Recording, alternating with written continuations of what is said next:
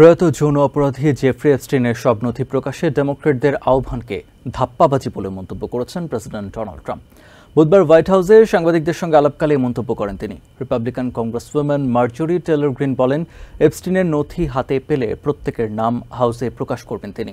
President ট্রাম্পকে প্রকৃত সত্য শোনার আহ্বান জানিয়েছেন এপস্টিনের যৌন অপরাধের শিকার ভুক্তভোগীরা।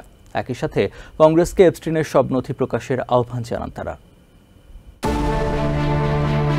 হোয়াইট হাউসে পোলিশ প্রেসিডেন্ট ক্যারল নাওরকির সঙ্গে বৈঠকের সময় সাংবাদিকদের বিভিন্ন প্রশ্নের জবাব দেন প্রেসিডেন্ট ডোনাল্ড ট্রাম্প। এ সময় কুখ্যাত যৌন অপরাধী জেফ্রি এপস্টিনের নথি প্রকাশে ডেমোক্র্যাটদের আহ্বানের বিষয়ে এক প্রশ্নের জবাবে একে ডেমোক্র্যাটদের ধাপ্পাবাজি বলে উল্লেখ করে ট্রাম্প বলেন, ডেমোক্র্যাটদের এমন ভাওতাবাজি শেষ হয় না। প্রেসিডেন্ট দাবি করেন, তিনি ক্ষমতা নেয়ার পর থেকে দেশ যেভাবে ভালোর দিকে যাচ্ছে তা ছোট করে দেখাতেই এ ধরনের ভ্রান্ত আহ্বান জানাচ্ছে ডেমোক্র্যাটরা। এদিকে ক্যাপিটল ভবনের বাইরে এক সংবাদ সম্মেলনে জর্জিয়া রিপাবলিকান কংগ্রেস সদস্য মার্জরি টেইলর গ্রিন বলেন, এপস্টিনের নথি হাতে পেলে সেখানে থাকা তার প্রত্যেক সহযোগীর নাম তিনি হাউসে প্রকাশ করবেন। টেইলর গ্রিন বলেন, এপস্টিনের তালিকায় থাকা ব্যক্তিরা অনেক ক্ষমতাবান ও প্রভাবশালী হলেও তিনি তাদের নাম প্রকাশের বিষয়ে ভীত নন। প্রেসিডেন্ট ট্রাম্পকে তার সঙ্গে সাক্ষাৎ করে প্রকৃত সত্য শোনার আহ্বান জানিয়েছেন এপস্টিনের যৌন অপরাধের অন্যতম ভুক্তভোগী ও নিবন্ধিত রিপাবলিকান হেইলি রবসন। এপস্টিনের নথি প্রকাশের আহ্বানকে ভাওতাবাজি বলার সমালোচনা করে রবসন বলেন, এপস্টিনের কারণে যারা ক্ষতিগ্রস্ত হয়েছেন তাদের সঙ্গে কথা বললেই প্রকৃত সত্য প্রেসিডেন্ট ট্রাম্প জানতে পারবেন। প্রকৃত অপরাধীদের জবাবদিহিতার আওতায় আনার দাবি জানিয়ে এপস্টিনের যৌন অপরাধের আরেক ভুক্তভোগী আনুষ্কা ডি জর্জিও বলেন, দুর্বলদের রক্ষা করতে ন্যায় বিচার প্রতিষ্ঠার বিকল্প নেই। যদি গিলেন ম্যাক্সওয়েলকে ক্ষমা করে দেয়া হয়, এটি ভুক্তভোগী সবার ত্যাগকে বিসর্জন দেয়া হবে বলে জানান জর্জিও। কংগ্রেসকে জেফ্রি এপস্টিনের সব নথি প্রকাশ করে ন্যায় বিচার প্রতিষ্ঠার আহ্বান জানান। তার কারণে নানাভাবে নিপীড়নের শিকার নারীরা। জোরার মামদানিকে সমর্থন নিয়ে নিউ ইয়র্কের শীর্ষ দুই ডেমোক্রেটিক নেতা চাক শুমার ও হাকিম জেফ্রিজ এখনও তাদের অবস্থান স্পষ্ট করেননি। অবস্থান পাল্টে মামদানিকে সমর্থন করতে যাচ্ছেন গভর্নর ক্যাথি হকুল। সাম্প্রতিক সময়ে তার বক্তব্যে এমন ইঙ্গিত পাওয়া গেছে। একই সময়ে মামদানিকে সমর্থন জানিয়েছেন সাবেক সিটি মেয়র বিল ডি ব্লাজিও। রাজনৈতিক বিশ্লেষকরা মনে করেন, শীর্ষ নেতারা প্রকাশ্যে সমর্থন না করলেও জয় পাবেন মামদানি। ডেমোক্রেটিক প্রাইমারিতে বিপুল ভোটে জিতেছেন তরুণ প্রার্থী জোরান মামদানি। হেরেও সাবেক গভর্নর এন্ড্রু কুমো ইন্ডিপেন্ডেন্ট প্রার্থী হয়েছেন। নির্বাচন করছেন বর্তমান ডেমোক্রেটিক মেয়র এরিক অ্যাডামসও। ডেমোক্রেটদের এই ত্রিমুখী লড়াইয়ে স্পষ্টত দ্বিধা বিভক্ত নীল শিবির। তবে প্রাইমারিতে জিতেও ডেমোক্রেট লিডারদের মন জয় করতে পারছেন না মামদানি। নিউ ইয়র্ক থেকে নির্বাচিত সেনেট মাইনরিটি লিডার চাক শুমার, হাউস মাইনরিটি লিডার হাকিম জেফ্রিজ, আরেক সেনেটর ক্রিস্টিন জিলিভ্যান্ড, গভর্নর ক্যাথি হুকুল, চার শীর্ষ নেতার কেউই এখন পর্যন্ত মামদানিকে এন্ডোর্স করেননি। এর মধ্যে হাকিম জেফ্রিজের সাথে 2 দফা বৈঠক করেও সমর্থন আদায় করতে পারেননি মামদানি। তবে 1 সেপ্টেম্বর লেবার ডে প্যারেডে গভর্নর ক্যাথি হুকুলের বক্তব্যে আভাস পাওয়া গেছে আগামী দিনে মেয়র হিসেবে মামদানির সাথে কাজ করতে আগ্রহী তিনি। মামদানিও বলছেন, গভর্নর আর মেয়রের মধ্যে কোনো যুদ্ধ নয়, একসাথে কাজ করার সংস্কৃতি প্রতিষ্ঠা করতে চান তিনি। তবে কুমো মনে করেন, তার লেফটেন্যান্ট গভর্নর হিসেবে ক্যাথি হুকুলকে রাজনীতিতে তিনি প্রতিষ্ঠা করেছেন, তাই হুকুল তার বিরুদ্ধে যাবেন না। শীর্ষ নেতাদের সমর্থন না পেলেও এখন পর্যন্ত 67টি লেবার ইউনিয়ন, 9 জন স্টেট সেনেটর, 17 জন অ্যাসেম্বলি মেম্বার এবং 16 জন সিটি কাউন্সিলর এন্ডোর্স করেছেন মামদানিকে। এইসব সমর্থন তার জয়ের জন্য যথেষ্ট বলে মনে করছেন রাজনীতি বিশ্লেষকরা। He is going to win, কারণ জনগণরা ওনাকে সাপোর্ট দিতেছে আর বিভিন্ন ইউনিয়নসরা ওনাকে সাপোর্ট দিতেছে। যে ইউনিয়নসগুলো আগে সাপোর্ট দেয় নাই ওনাকে, এখন ওই ইউনিয়নসগুলো সাপোর্ট দিতেছে। যেমন ডিসি 37 আপনি 32 বিজে ইন্ডোর্স করছে, আপনি ইউনাইটেড ফেডারেশনস অফ টিচার সাপোর্ট করছে। এদিকে ডেমোক্রেটিক সোশ্যালিস্ট হিসেবে পরিচিত মামদানি সঠিক পথে আছেন বলেই মনে করছেন সাবেক মেয়র বিল ডি ব্লাজিও। চূড়ান্ত নির্বাচনের বাকি আর মাত্র 2 মাস। এর মধ্যে আলোচিত এই নির্বাচনকে ঘিরে রাজনীতির অনেক অঙ্ক পরিবর্তন হবে বলে মনে করছেন রাজনৈতিক বিশ্লেষকরা। একদিকে প্রেসিডেন্ট ডোনাল্ড ট্রাম্পের সরাসরি বিরোধিতা, অন্যদিকে ডেমোক্রেটদের সবারও মন জোগাতে পারছেন না মামদানি। এ অবস্থায় তার বিজয় নিয়ে বড় ধরনের সংকট তৈরি না হলেও নির্বাচিত হওয়ার পর সিটি পরিচালনায় তাকে বেশ ভালো বেগ পেতে হবে বলে মনে করছেন রাজনৈতিক বিশ্লেষকরা। নিউ ইয়র্ক সিটির মেয়র নির্বাচনের প্রেসিডেন্ট ডোনাল্ড ট্রাম্প হস্তক্ষেপ করছেন বলে অভিযোগ করেছেন ডেমোক্রেটিক প্রার্থী জোরান মামদানি। নতুন মেয়র হিসেবে অ্যান্ড্রিউ কুমোকে ট্রাম্প পছন্দ করেন বলেও দাবি করেছেন তিনি। বর্তমান মেয়র এরিক অ্যাডামস এবং কার্টিস লিওয়াকে হোয়াইট হাউসে চাকরির প্রস্তাব দেওয়া হয়েছে বলেও অভিযোগ করেন মামদানি। মাত্র 2 মাস বাকি নিউ ইয়র্কের মেয়র নির্বাচনে।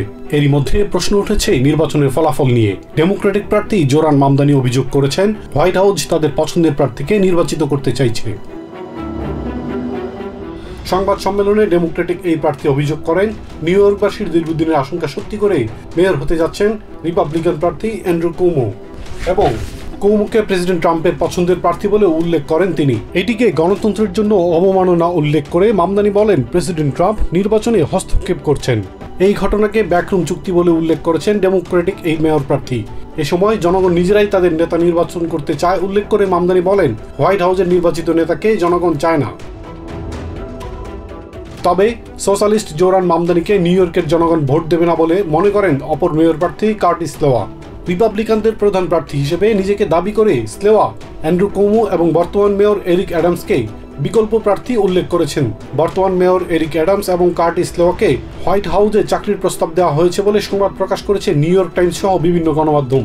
তবে এ বিষয়ে কোনো মন্তব্য করেনি হোয়াইট হাউস এবং টিম কুমোর মুখপাত্র। সম্প্রতি প্রকাশিত টালচিন রিসার্চের ফলাফলে দেখা গেছে অ্যান্ড্রু কুমোই নিউ ইয়র্কের মেয়র দৌড়ে এগিয়ে। জরিপে রিপাবলিকান অন্য মেয়র প্রার্থীরা কুমোকে সমর্থন জানালে জোরান মামদানিকে 52-41 ব্যবধানে পেছনে ফেলবেন কুমো। মাদক কারবারিদের বিরুদ্ধে আমেরিকার অভিযান অব্যাহত থাকবে বলে হুঁশিয়ারি দিয়েছেন স্টেট সেক্রেটারি মার্কো রুবিও। বুধবার মেক্সিকোয় দেশটির পররাষ্ট্রমন্ত্রী হুয়ান রামন দি লা ফুয়েন্তের সঙ্গে যৌথ সংবাদ সম্মেলনে তিনি বলেন ওই অঞ্চলে মাদক ব্যবসা বন্ধে কঠোর অবস্থানে থাকবে ট্রাম্প প্রশাসন। ভেনেজুয়েলার মাদক সন্ত্রাসীদের জাহাজে হামলার প্রসঙ্গ টেনে ডিফেন্স সেক্রেটারি পিট হেগসেথ বলেন এটি সব মাদক ব্যবসায়ীদের জন্য হুঁশিয়ারি। ভেনেজুয়েলার জাহাজে হামলা চালিয়ে 11 জনকে হত্যার বিষয়ে ট্রাম্প প্রশাসনের কাছে জবাব চেয়েছেন দেশটির বিরোধী নেতা হেনরিক ক্যাপ্রিলেস। ভেনেজুয়েলার সন্ত্রাসী সংগঠন ট্রেন ডি আরাগুয়ার জাহাজে হামলা চালিয়ে 11 জনকে হত্যার ঘটনার পর বুধবার প্রতিবেশী মেক্সিকো সফর করেন state secretary Marco Rubio. Mexico সিটিতে দেশটির পররাষ্ট্রমন্ত্রী হুয়ান রামন দি লা ফুয়েন্তের সঙ্গে বৈঠক করেন তিনি। পরে যৌথ সংবাদ সম্মেলনে কথা বলেন রুবিও। জানান প্রেসিডেন্ট ট্রাম্প মাদক ব্যবসায়ীদের বিরুদ্ধে যুদ্ধ ঘোষণা করেছেন, তাই তাদের বিরুদ্ধে আমেরিকার অভিযান অব্যাহত থাকবে।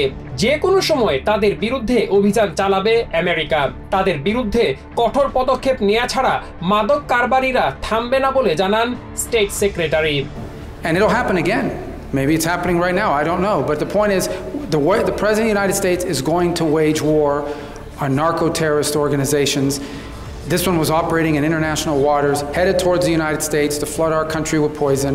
মেক্সিকোর পররাষ্ট্রমন্ত্রী হুয়ান রামন দি লা ফুয়েন্তে বলেন নিরাপত্তার বিষয়ে আমেরিকার সঙ্গে যৌথভাবে কাজ করবে তার দেশ। পারস্পরিক সহযোগিতা, সার্বভৌমত্ব ও আঞ্চলিক অখণ্ডতার প্রতি দুই দেশ শ্রদ্ধাশীল হয়ে কাজ করবে বলে জানান মেক্সিকোর পররাষ্ট্রমন্ত্রী। আমরা একে অন্যের সার্বভৌমত্ব ও পারস্পরিক সহযোগিতার প্রতি শ্রদ্ধা রেখে যৌথ নিরাপত্তা নিশ্চিত করতে কাজ করব। নিরাপত্তার বিষয়ে আমেরিকাকে সর্বাত্মক সহযোগিতা করব।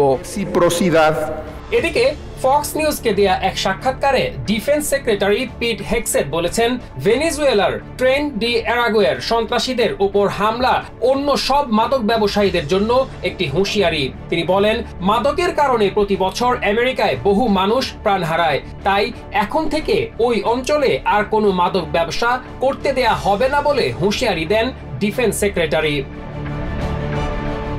ওদিকে ভেনেজুয়েলার জাহাজে 11 জনকে হত্যার বিষয়ে ট্রাম্প প্রশাসনের দাবির প্রসঙ্গে সন্দেহ পোষণ করেছেন দেশটির বিরোধী নেতা হেনরিক ক্যাপ্রিলেস। তিনি বলেন, ওই জাহাজে যে 11 জন ছিল তাদের কোনো পরিচয় প্রকাশ করা হয়নি। তারা ভেনেজুয়েলার নাগরিক নাকি অন্য কেউ, এসব কিছু পরিষ্কার করতে ট্রাম্প প্রশাসনকে জবাব দেওয়ার দাবি জানান ক্যাপ্রিলেস। El poder aquí en Venezuela ভেনেজুয়েলার সরকার দাবি করেছে এটি কৃত্রিম বুদ্ধিমত্তা। এখন প্রশ্ন হলো, কে সত্য বলছে? মাদুরো বলছেন এটি কৃত্রিম বুদ্ধিমত্তা ছিল। আমেরিকা জাহাজে বিস্ফোরণের ভিডিও দেখিয়েছে। প্রকৃতপক্ষে এ নিয়ে কোনো সদুত্তর ট্রাম্প প্রশাসন দিতে পারেনি। ড্রাগ এনফোর্সমেন্ট অ্যাডমিনিস্ট্রেশন ডিই এর সাবেক অ্যাক্টিং অ্যাডমিনিস্ট্রেটর ডেরেক মলস বলেন, মাদক কারবারিদের ওপর হামলা চালিয়ে ট্রাম্প প্রশাসন শুধু আমেরিকার জনগণকেই রক্ষা করেনি, বিশ্বের বিভিন্ন দেশের মানুষকে প্রাণঘাতী মাদকের হাত থেকে রক্ষা করেছেন। আইসের হাতে গ্রেফতার হওয়া সবচেয়ে কুখ্যাত অভিবাসীদের জন্য লুইজিয়ানায় নতুন আটক কেন্দ্র চালু করা হয়েছে। স্টেটের কুখ্যাত অ্যাঙ্গালো কারাগারের একটি অংশ সংস্কার করে তৈরি করা হয়েছে এই আটক কেন্দ্র, যার নাম দেওয়া হয়েছে ক্যাম্প 57। এরই মধ্যে 51 জন আটক ব্যক্তিকে সেখানে নিয়ে যাওয়া হয়েছে। লুইজিয়ানার গভর্নর জেফ ল্যান্ড্রি এবং অ্যাটর্নি জেনারেল প্যাম বন্ডিকে সঙ্গে নিয়ে বুধবার এক সংবাদ সম্মেলনে আটক কেন্দ্রটি চালুর ঘোষণা দেন হোমল্যান্ড সিকিউরিটি সেক্রেটারি ক্রিস্টিন নোম। অপরাধে জড়িত অবৈধ অভিবাসীদের এই দেশে কোনো স্থান নেই বলে হুঁশিয়ার করেন তিনি। এছাড়া অ্যাটর্নি জেনারেল প্যাম বন্ডি বলেন, অপরাধ দমনের ক্ষেত্রে একটি উদাহরণ হতে যাচ্ছে লুইজিয়ানা। অবৈধ অভিবাসীদের বিরুদ্ধে কঠোর পদক্ষেপের অংশ হিসেবে আইসের অভিযান আরো জোরদার করার পরিকল্পনা করছে ট্রাম্প প্রশাসন। তাই গ্রেফতারকৃতদের বন্দী রাখার জন্য আইসের আটক কেন্দ্র বাড়ানো হচ্ছে। বুধবার লুইজিয়ানার কুখ্যাত অ্যাঙ্গোলা কারাগারে আয়োজিত সংবাদ সম্মেলনে স্টেটটির রিপাবলিকান গভর্নর জেফ ল্যান্ড্রি এ বিষয়ে ফেডারেল সরকারকে সর্বাত্মক সহযোগিতা করার কথা জানান। পাশাপাশি সমালোচনা করেন সাবেক ডেমোক্রেটিক প্রেসিডেন্টদের উন্মুক্ত সীমান্ত নীতির। আইসের হাতে আটককৃত সবচেয়ে সহিংস অপরাধীদের জন্য অ্যাঙ্গোলা কারাগারের বন্ধ থাকা একটি কমপ্লেক্সের সংস্কার কাজ প্রায় শেষ হওয়ার কথা জানান তিনি। 4টি ভবনের সমন্বয়ে কমপ্লেক্সটি 2018 সাল থেকে বন্ধ ছিল এবং শুধুমাত্র করোনা মহামারীর সময় একটি কোয়ারেন্টিন কেন্দ্র হিসেবে ব্যবহৃত হয়েছিল। দ্রুত সেটি মেরামতের জন্য জুলাই মাসের শেষ দিকে একটি জরুরি অবস্থা ঘোষণা করেন ল্যান্ড্রি। ডিএইচএস সেক্রেটারি ক্রিস্টিন নোম এই আটক কেন্দ্রটি চালুর জন্য লুইজিয়ানা স্টেট কর্তৃপক্ষের সঙ্গে ফেডারেল সরকারের চুক্তিকে দৃষ্টান্তমূলক বলে আখ্যায়িত করেন। তিনি বলেন, আমেরিকাকে আবার নিরাপদ করতে প্রতিশ্রুতিবদ্ধ ট্রাম্প প্রশাসন।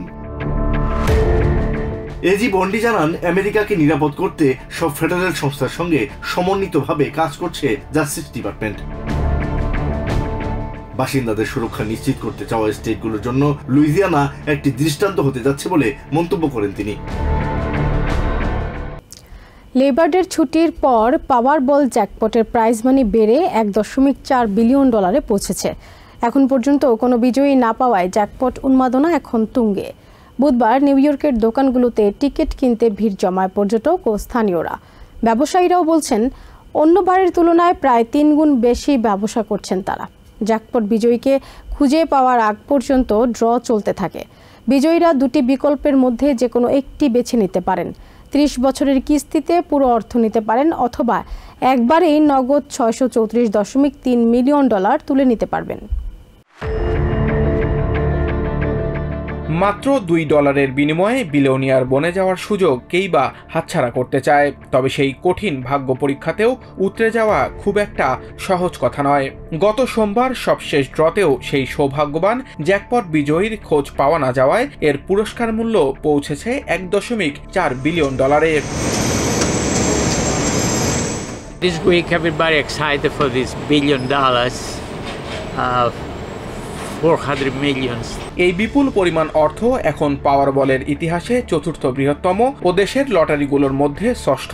সোমবারের ড্রর বিজয়ী সংখ্যাগুলো ছিল 8, 23, 25, 40 এবং 53। সাথে ছিল একটি 5 নম্বরের লাল পাওয়ারবল। এই ড্রয়ে কেউ জ্যাকপট না জিতলেও $1 মিলিয়ন করে জিতেছে 10টি টিকিট। এর মধ্যে New York, New Jersey, Pennsylvania, Michigan, California, Florida, Kentucky, Massachusetts ও ভার্জিনিয়ার টিকিট রয়েছে।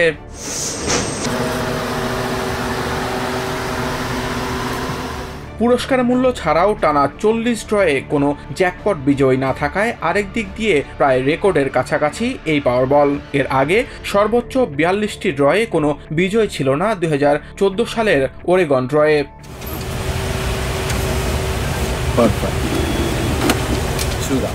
দোকান বিক্রেতা অ্যান্ড্রিয়াস ফ্লোটাস জানান, চলতি সপ্তাহে $1 বিলিয়ন নিয়ে সবাই খুব উত্তেজিত থাকায় স্বাভাবিক সময়ের চেয়ে ব্যবসা বেড়েছে কয়েক গুণ। People play lots more, extra. They play extra. Like the business went up 3 times more in a normal time. $1 billion স্বপ্ন পূরণের আশায় নিয়মিত পাওয়ার বলের টিকিট কিনছেন স্থানীয়রা। $1 বিলিয়ন জিতলে কে কি করবেন সেগুলোর খসড়া তালিকাও ভেবে রেখেছেন কেউ কেউ। After my panic attack, no shade, I won't do anything nice, I'll do it all selfish, but Ariana Grande goes on tour next week. Starts her Ticketmaster next week, so I try to buy a stadium, or I try to buy Ariana Grande, or buy all of her music, or buy anything. পাশাপাশি দুস্থ ও অসহায় মানুষদের সাহায্য করার কথাও জানান অনেকে। Some people and stay hideout. Honestly, if I won the Powerball, I would help 1 million people with homes that's homeless. I would help 1 million homeless people with houses. ভাগ্য পরীক্ষা থেকে বাদ যাননি ঘুরতে আসা পর্যটকরাও। ব্রাজিলের নাগরিক রাকেল সিলভা কস্টা বলেন, $1 বিলিয়ন জিতলে দেশে ফিরে পরিবার ও কমিউনিটিকে সাহায্য করতেন তিনি। If I won the lottery, this big prize would be wonderful, and I would help my family in Brazil. And I would invest in my career. দ্রুত টিকিট বিক্রি হয়, ক্রেতারা আশা করছেন নির্বাচিত সংখ্যাগুলো দ্রুতই $1 বিলিয়ন কাঙ্ক্ষিত পুরস্কারটি এনে দেবে তাদের। Samiul Bari Shihab, TVN 24 news desk.